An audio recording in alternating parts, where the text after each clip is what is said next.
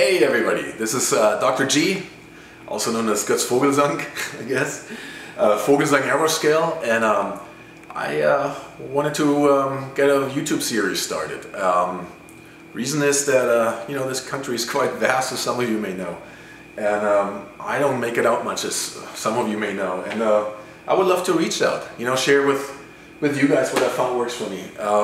And it's not because I'm the expert, I'm just one of the guys, but I definitely have more opportunity to make mistakes than most of you guys. So everything I'm going to share is based, you know, learning by doing, and its ugly cousin, learning by spending. And maybe you can pick something up, and I would love to hear from you guys. You know, I love to learn. So if you see something that's ass backwards, or you have an idea that you want me to hear about, reach out. I love to learn. That's what makes all this fun. Any of this fun. And this is not going to be, hey, I got this new product, you need to buy it, this is awesome. Nah, I leave that to the other guys. I just want to share with what I'm using and what I'm working on at the moment, and maybe something really interesting, or maybe about the, I don't know, the finer art of hamster breeding. I don't know yet. I want to keep it open-ended, and that's why it's called Coffee with Dr. G. You know, just to be not locked into a topic here. Could be anything, but we'll try to keep it RC. So what do we got today? Today we've got a carbon push rods. So why would you run these? And I'll get this camera a little closer. Again, this is amateur hour. Don't expect any fantastic... Oh, I need to show you guys something. Can you see this? This little guy right there? He wants to come in. I'll let him in a second. Give me a second. So I'll keep mumbling while I get him. Why carbon push rods? Not just aesthetically gorgeous, they're actually a performance upgrade. A small one, not a big one. And as you'll see, why is that? We're not changing the cam timing like you wouldn't do in an aggressive job, right? We're not doing any of that. What we're doing is we're keeping cam timing at high RPM. And why is that? Moki, and this is great news for everybody, so don't be upset yet. It's actually a good design feature that they have, intended or unintended, I'll leave up to them. But it's there, and it has saved hundreds of airplanes, Moki-driven airplanes all around the globe. Moki have springs on the soft side, which absolutely do their job. They're absolutely fine. So now what is their job? Down here is the valve train. I count the cam follower down here, which is a pin, which is being pushed up and down by the cam drum. I count the push rod. I count the rocker, and all those do really is push down your valve, right? Opens, closes, allows all the action in the cylinder head to occur that you need. Fill, close, make sure detonation is effective, purge. Now what closes the valve again? I mean, this thing is going to go downstairs, back to neutral. There's just a spring up here. So the spring does that one job, right? Up is heart driven. It can't go anywhere because it's sitting on a solid cam. It rides on a solid cam.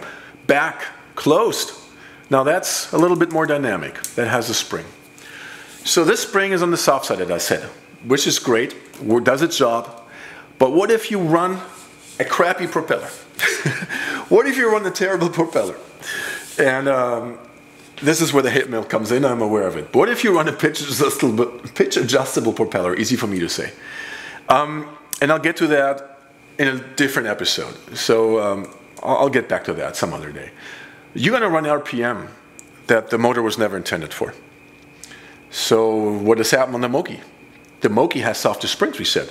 So once these terrible RPM are reached, which can destroy your motor, the Moki actually starts floating here. This whole thing is just like, imagine you throw a fastball at me, right? And you throw it at 30 miles per hour, and I catch it, I'm like, that's fine.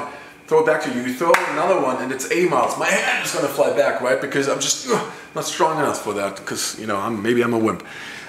So this is a spring that's not strong enough for the unintended use. Valve time diminishes, you lose performance. It's sort of like your panic button on the top RPM band. You've seen guys probably, if you've seen the solo props and the other pitch adjustable props out there in action, you've seen guys lose their push rods, and no one bats an eye, no one asks why, no one cringes, and that's why. And it's actually bad news bear, but when it lost the push rod, it probably saved your airplane at the same moment. So if you run a real propeller, This is an SEP. Now, mind me, that's, you know, I don't like gear and propellers. They're no fun, but they're fun to run if you have the right one. And this is actually what Moki themselves ran. And that's how I got into SEP. Again, learning from others. Don't reinvent the wheel. You know, don't do the learning by spending yourself. See what works for others. And this is what worked for Moki. It's a wonderful gentleman out of Germany called Mr. Peter Edhofer. He's got a wonderful company.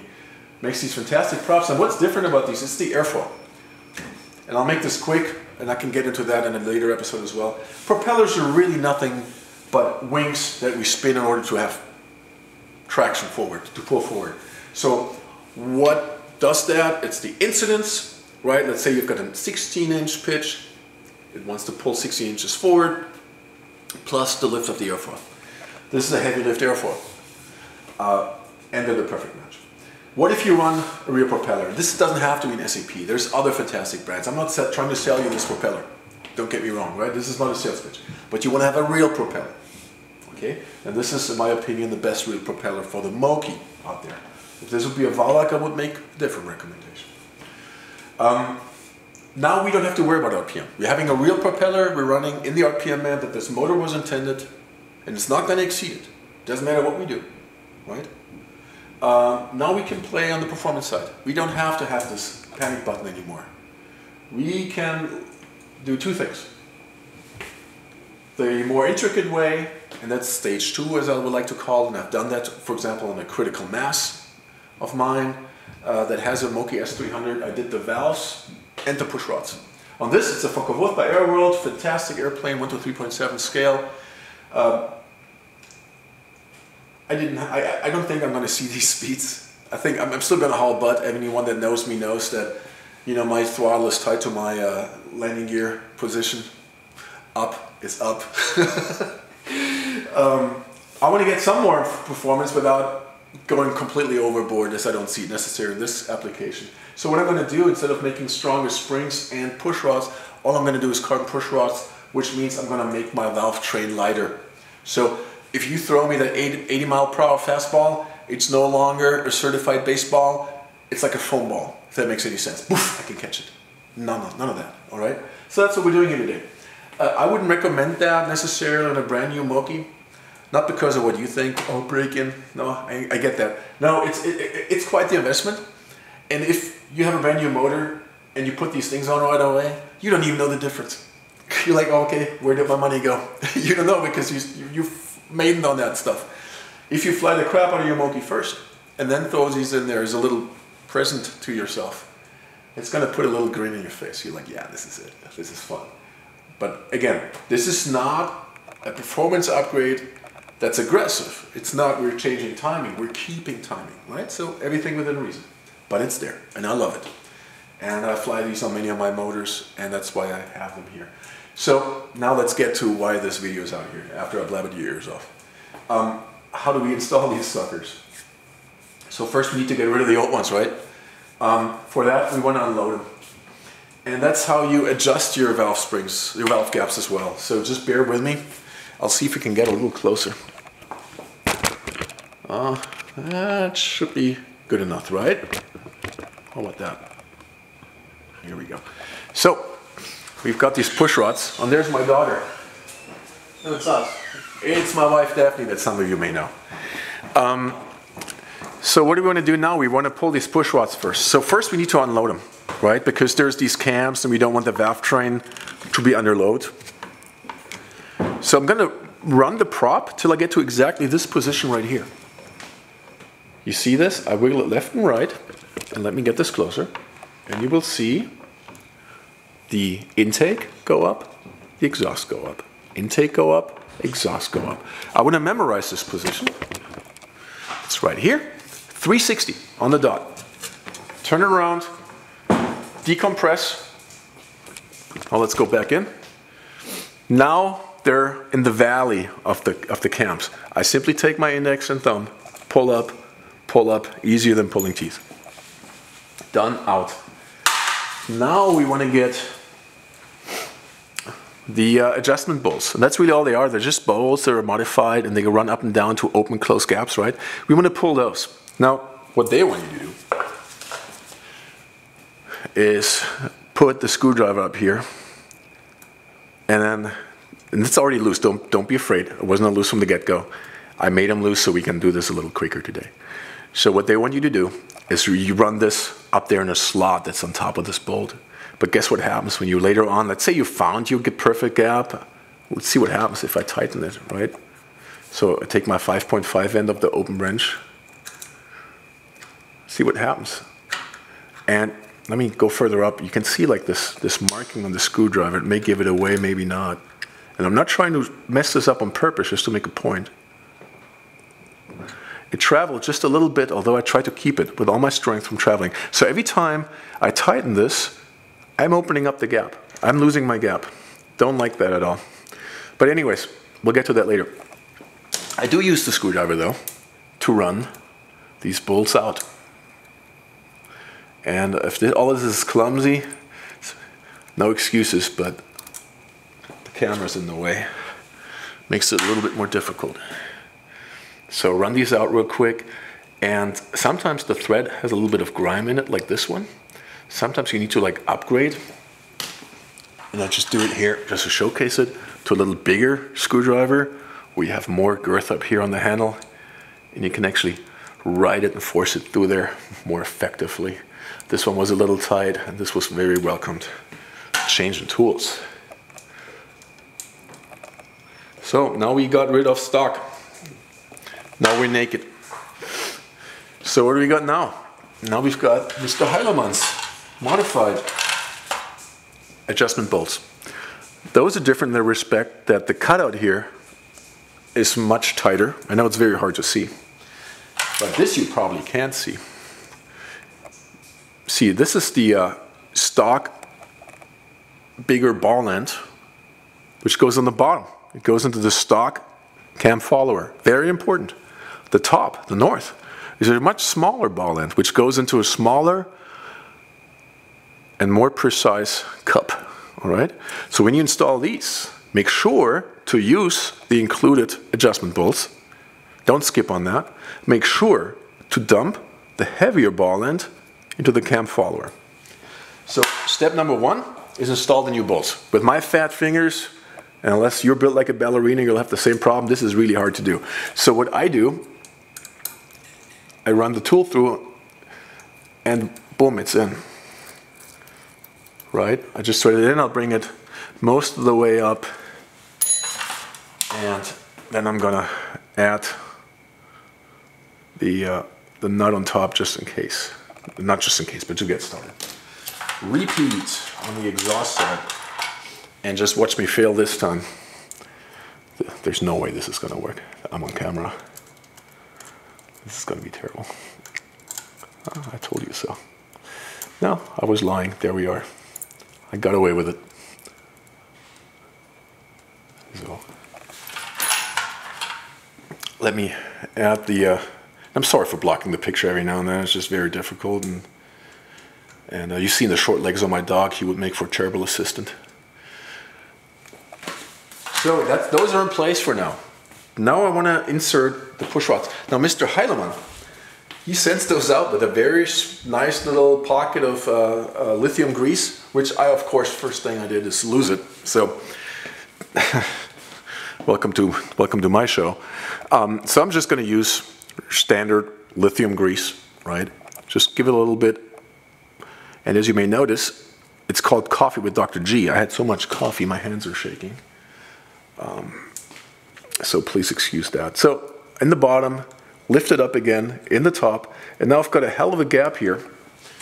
So what I'm going to do now, I'm already going to run it down for it to make perfect contact. Now it's perfect contact, just gently, just where it touches, and now there's nothing left. It just sits there, can't fall out, can't do any harm, doesn't end up in the grass.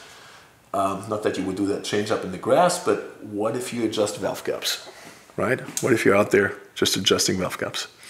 You want to be careful. So that one needs to be driven further in. Didn't have enough of a gap. Drop that bad boy in.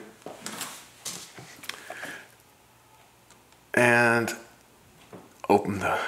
So now we have perfect connection. It's completely tight, but of course that's not what we want. And this is the gap you don't want to see, right? If you go back to your motor you look at the gap, and that's what you see. That's the worst case scenario, because if this heats up, you'll have a bleed at the valve. Right, the valve is a little bit open, and it will erode the valve seat. At that point, all you can do is like maybe find someone that can reseat the valve, which would be sheer luck and probably very expensive. Or even worse, have to go to my website, get another cylinder head. No one wants that. So be careful with that. Definitely do not have a gap. Now what I do, because again, I've been doing it so much and fell on my face so many times, but all kidding aside, what I do is just haptic feedback. I just learn the gap, and we really would like you guys to do that as well. You can do that so fast, and it takes the work out of adjusting these. It makes it more fun if you could just fly right through. See, I make it difficult with a feeder. You can just do it by hand, right? I got that stupid tool in the way. Don't you have to do that? I just do it by hand. So what I want to hear is I do want to hear gap, right? We said this is bad. No gap, terrible. What I don't want to hear is a clack. Can you hear the clack? Bad news. What I want to hear is just a click, right? It feels like I could put a piece of paper in the rear. Now, in between the valve stem and the rocker tappet. Now, Mr. Heilemann, he sends you 2 feeler gauges. He sends you a red one. The red one is not supposed to fit at all. And he sends you a green one. The green one is supposed to barely fit. So what if I slide that in now that I didn't even use a feeler gauge? Look, it just fit in, right? What about over here? That's too much of a gap, I can already tell. I like that gap. And it's hard to, oh, I was already in. Boom, perfect fit, perfect fit. And that's all you want. This is not rocket science. You don't have to be there, try 5 different feeler gauges and get 3 of your friends to involved just to double check.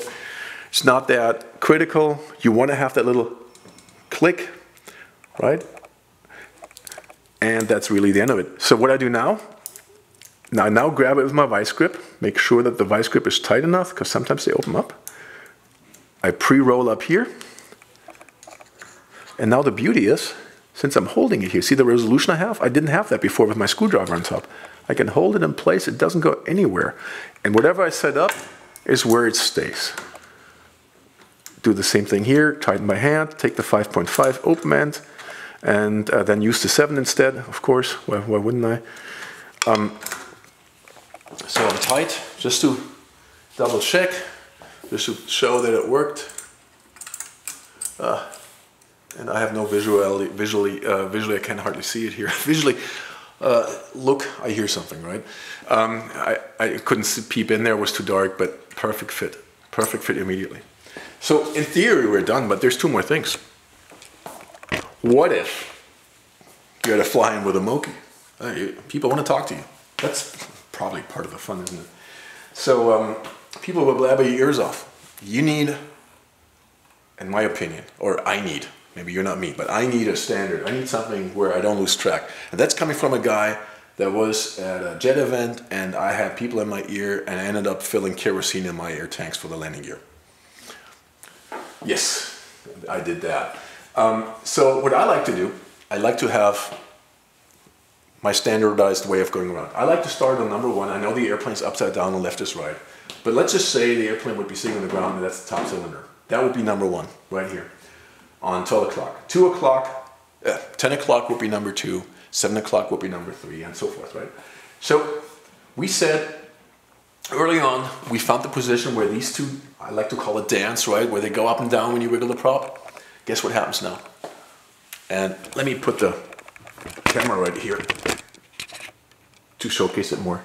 And the prop's probably going to be in the way. But if I move over, and the prop isn't even in the way, if I just move over that little bit, I'm already, oh, I can have the camera right here. That works. See, I went from here to there, and look where I'm at. See that? Intake, exhaust, intake, they're dancing. They only moved it like, what was that, like another 10 degrees? So once I finish that one, I go here, I'm in position, memorize 360. Do number 2. Once that is done, go down here, look at that. Number 3 is dancing. Memorize 360, blah, blah, blah, and so forth. So that's how quickly you can run around, especially if you teach yourself not to be relying on the feeler gauge. It's going to speed it up a little bit. And if you make yourself or get this little vice grip, right? I hope I talked about that. I think I did. There's just a small vice grip that are really thinned out at the cheeks to make it fit at the head there. Last thing, now you say like, yeah, let's go fly the crap out of this. No. We're back at breaking in a motor basically. So you're back to the good old one fuel tank, let it cool down, dial it in.